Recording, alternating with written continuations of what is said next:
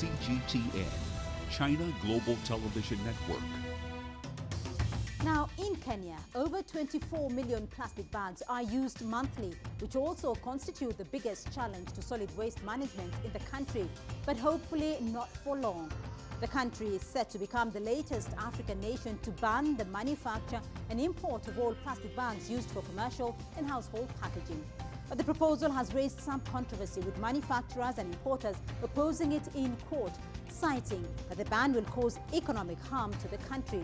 So how economically feasible is the proposed ban? What lengths will eliminating plastic bags go towards conserving Africa's environment? And is there a middle ground between the economic and environmental arguments? I'm Beatrice Marshall. Welcome to Talk Africa.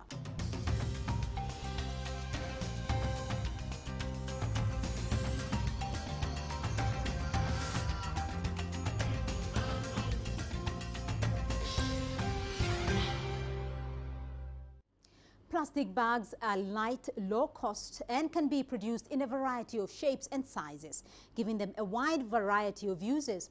But these advantages have led to a much bigger environmental disadvantage.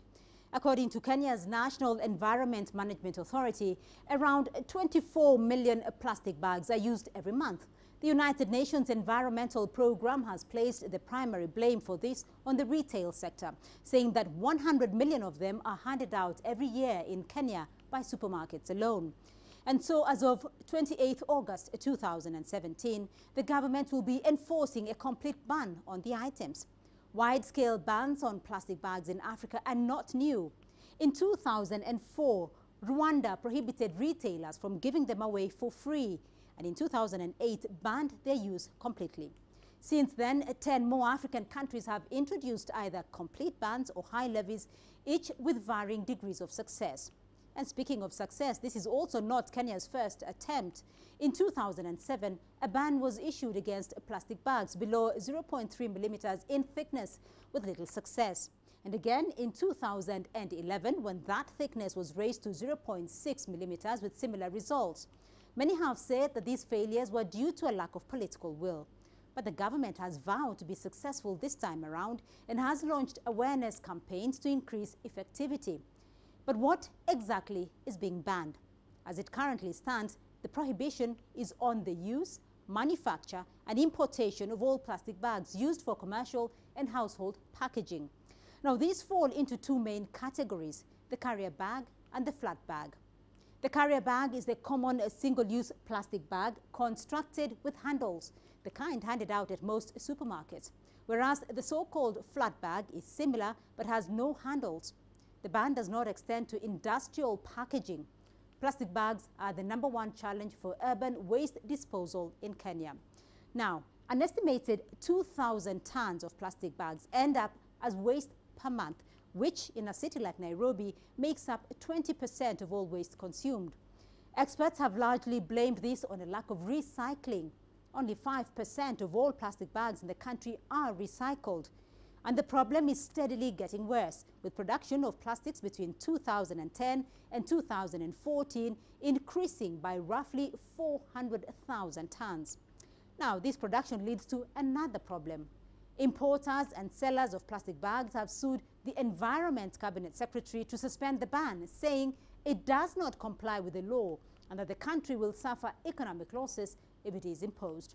The 30 plastic bag manufacturers in the country have a combined capital investment of over $77 million, which they claim creates up to 60,000 direct jobs, all of which could be lost if the ban goes ahead. Now, as mentioned, Kenya's neighbor Rwanda has been plastic bag free since 2008, where offenders found smuggling them even face possible jail time. The reasons behind this had to do with saving lives as well as economics.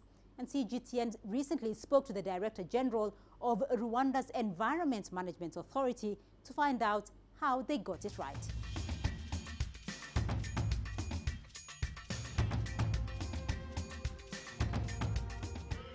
I think it's having a strong leadership that understands the importance of engaging the people to be part of cleaning the environment. It's where I see the strong point. If you could see your president, your prime minister there outside with the other people, then you can't just go home and sleep. So people started to buy in, and it's an opportunity where we also meet and talk about the government programs, different programs. That's where the authorities to communicate, I mean, where there is communication to be made to the communities. So we see Umuganda as a forum, I mean, where people discuss issues that are related to the development of the country. So that was part of it.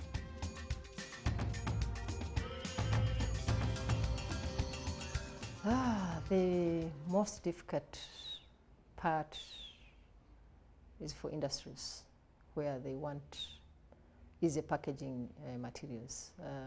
If you look at the alternatives, most of them cannot package at industrial level. For example, flowers, coffee, tea, and when you oblige them to go for alternatives, most of the time they're more expensive. And because our neighboring countries is still packaging plastics, when they compare, they find they are not going to be competitive in the region.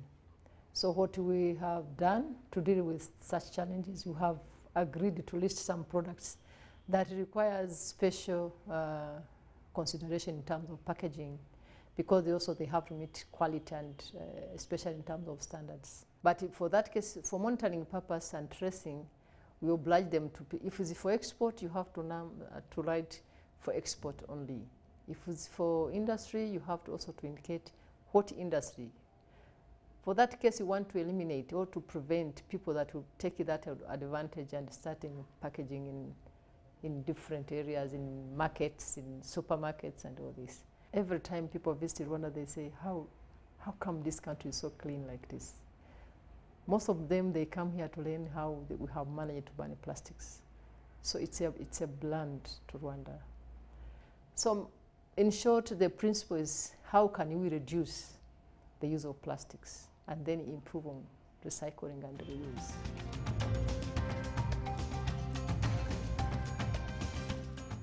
We're going to take a short break, but when we come back, we'll have more insights into Kenya's proposed ban on plastic bags. To stay with us.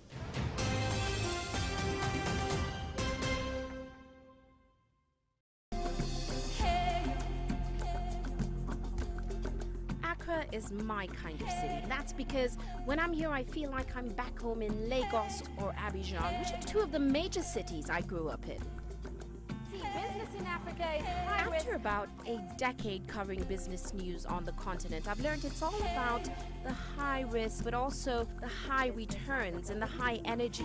You simply have to adjust in order to keep pace. When I started out as a journalist, my dream was to open people's minds to the different perspectives. From the CEO in the boardroom to the trader out in the street, we all have different stories. From Accra to Addis Ababa, from Cairo to Cape Town, and I wouldn't have it any other way. Here at CGTN, we realize that Africa is on the move, and it's moving fast, but we're moving right along with it. I'm Ucheo Koronkwo, and I'm a business anchor and reporter at CGTN.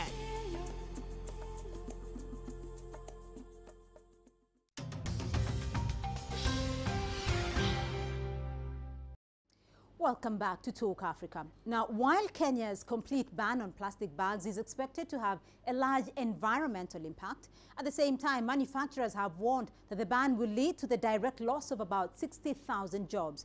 I sat down with some major players in the debate to find out more.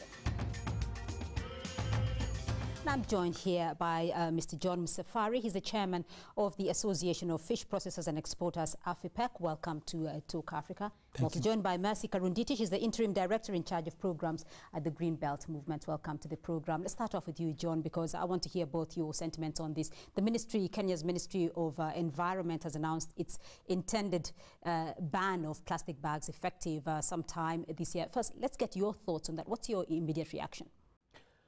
Well, thank you. Thank you very much, Beatrice, for giving me the opportunity to participate in this program. I think there is one misconception, maybe there is, that the industry is against the pleasant environment. Absolutely not. The industry very much supports the initiative to have a clean environment. But we are feeling that the ban is probably just the easy option, because there are a lot of other things that happen behind that. And we believe that there needs to be further dialogue to understand really what is the key issue and what options are there to address this problem. One thing is that for sure we do not support the idea of plastics being thrown every which way, because definitely it does affect the environment. But I think the public are not fully aware of what it means to throw a plastic bottle out of a car or to throw a plastic bag anywhere. Let's get Mercy's views here, because John says it is not only an environmental issue. What are your thoughts? Thank you, Beatrice. For me, I want to applaud this good move and decision by the government, because if you look at the Constitution, under the Land and Environment chapter, it's the right of the citizens of Kenya to be guaranteed a clean and healthy environment. It is coming to effect on an environmental issue, because the menace is huge, and we have been seeing it. We have been raising concerns, and the sacrifice that has been made on the environment is not fair. Do you agree? Well, I think in terms of the government initiative to ban plastics, first of all, the time frame that has been given is very short. There was hardly any public participation in terms of the timing of this move. And secondly, there was an initiative in 2011-2012 to tax the plastic industry extra for purposes of managing the environment. Unfortunately, that tax, in as much as it was paid by the plastics industry, it was not used for the purpose for which it was intended. It ended up being part of the national budget. So there was no initiative taken now in terms of public sensitization, in terms of giving people incentives, either not to throw the plastics out just anyhow, or to collect the plastic so that it can be recycled. So I think there needs to be a commitment from government that yes, when this fund was created, it must be used for the purpose for which it was intended. It was not supposed to augment the government budget for its expenditure. So, Mercy, John points out that this is not the first time that Kenya is trying to implement a ban on plastics, and that it was done in 2000 and I believe 11, and it didn't work as well. It has been done twice. How is this one going to come into effect? Will it work? The reason why it didn't work in 2011, the enforcement, the compliance, and the goodwill wasn't there. And the resources to go behind the waste management didn't happen. So I strongly believe that they have had a sitting, they have thought this through, and this is the right time for it to happen. John, it goes back to 2007. So obviously the Kenya Association of Manufacturers is aware that the government has always wanted to have a plastics-free environment. And you're saying the time is limited. Is that a fair assessment, though? Because the thing is that if the engagement from 2007, because the government went quiet on this matter, they were quite happy to collect the levy, but then after that, what? And even today, if they shut down the plastic manufacturing factories, then what next? Because one, you have already, with that move, there are a lot of voters whose livelihood will be affected by this move. The question is, has there been an impact assessment? What will those people who rely on the plastics industry do? And I'll be very specific about, say, the industry that I'm directly involved in. This is the fish processing industry. Our products are wet products. We cannot move them with paper. We cannot pack, we cannot pack them in paper. We can only pack them in plastic. So what happens to the fish industry? Which generates about 4 billion shillings a year into this economy.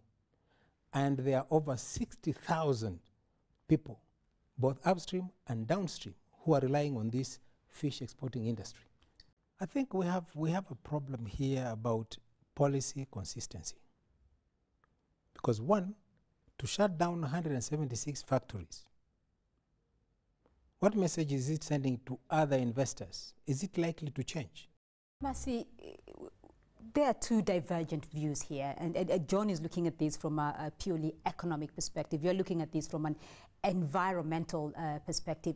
Where is the middle ground? If you look at the sustainability model, where we have the environment, the economics, and the social aspects, you just have to find the balance. Where do the three meet? And at the central point, you will find your answers, because you will have addressed the economic issues, the environmental issues, and the social issues. But the livelihoods and the investments we are getting from the plastics are not enough justification for us to continue degrading our environment, polluting our water sources, and losing the marine life that we are losing every day. John? I think I have a proposal which I would like to be considered, in the sense that if today we create this fund, first for public sensitization about how to handle plastics. Number two, to create an incentive for people not to throw their plastics anywhere.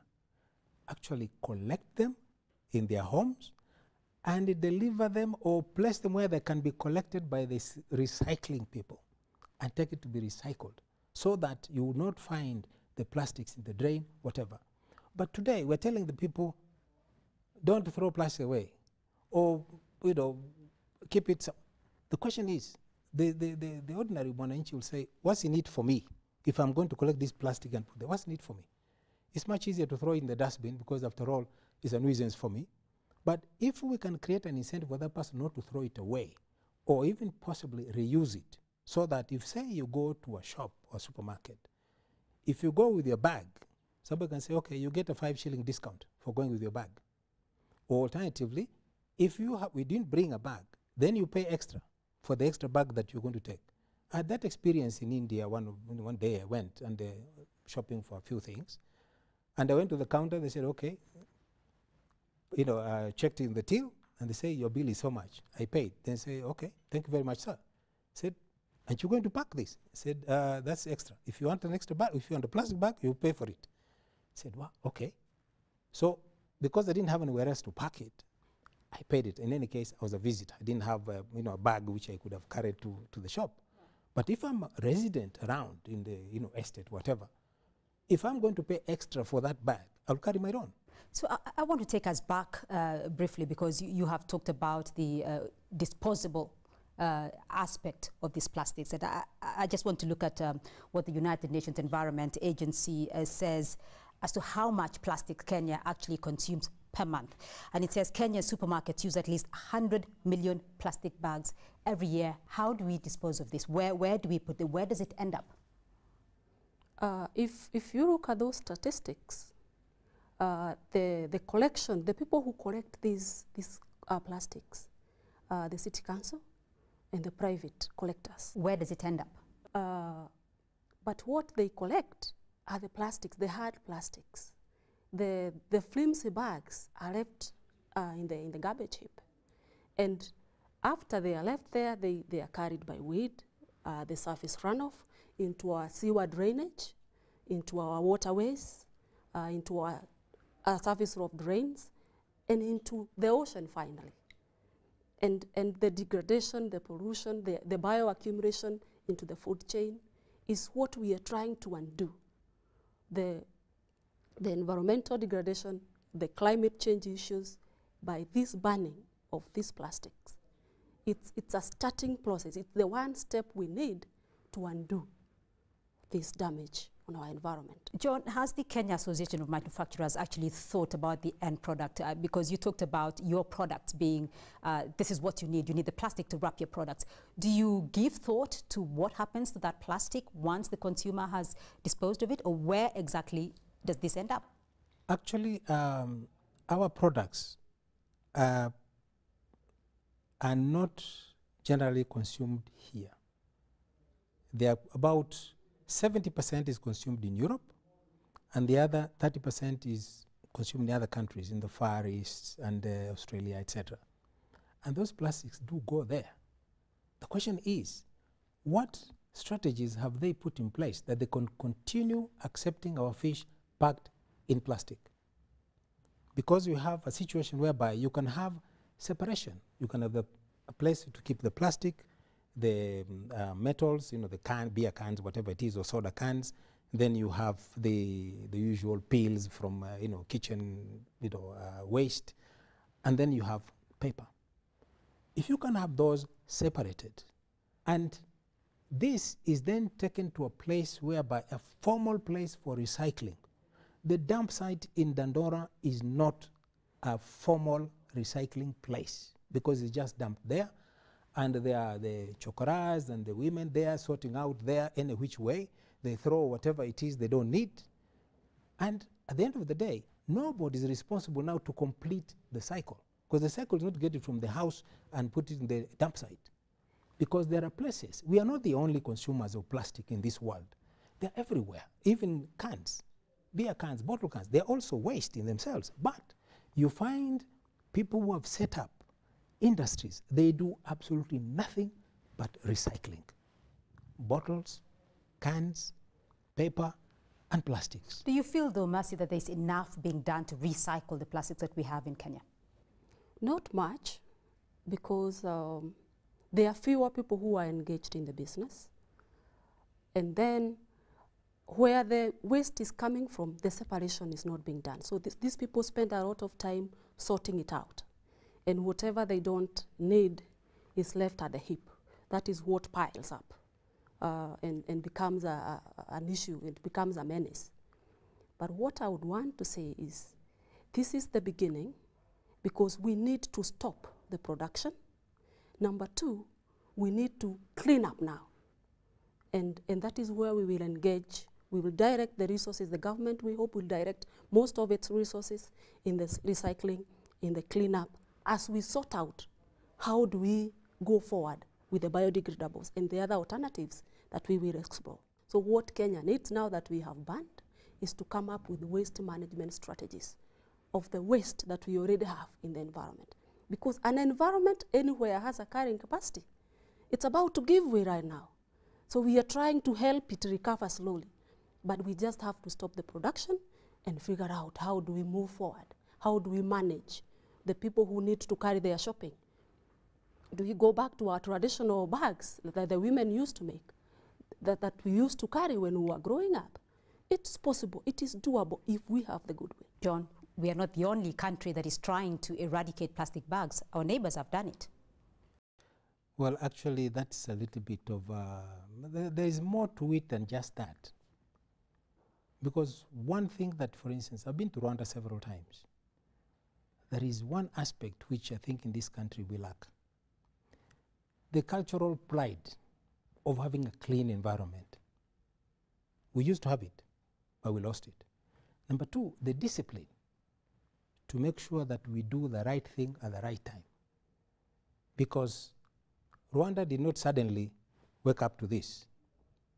Okay, probably the nature of their community is much easier for them because they are the same people, speak the same language. Here we're a much more diverse country. But maybe a lot of people today don't know. My first time in Nairobi here was in 1962. And I lived in Makongeni Estate. And I was a young, 16-year-old then. We used to, at 10 o'clock, we'll go to bask in the sun in the lawns in Makongeni. You think it's the same way today? And at that time, the city was clean, was being cleaned on a daily basis. The same thing was in Mombasa. My first time in Mombasa, 1964. Mombasa would rain for 7 days non-stop, but you'll walk in the street with your sandals and your feet won't get wet. So what policies were in place then that are not here, or is it just the population growth that has...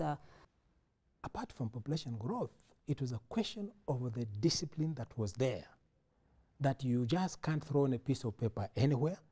You can't dump your rubbish anywhere. There were places, that designated places, you put your rubbish there, and it was fine. So today, I think our biggest problem today is the indiscipline that there is across the board. And if we were able to bring that back, then we can be talking about a clean city without disrupting the livelihood of everybody. I want to get a final comment, though, from both of you on this intended ban by the Ministry of Environment. One, do you think it's going to work this time around, because it has been tried before in 2007, in 2011? And secondly, what do you as the environmentalist, though, propose? Thank you, Beatrice.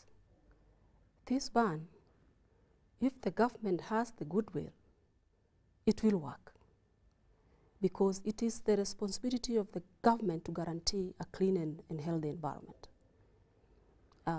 Number two, it is the responsibility of the citizens of Kenya to understand it is for their good, so that they use the environment sustainably. And going forward, we need to come up with waste management strategies that are founded and solid.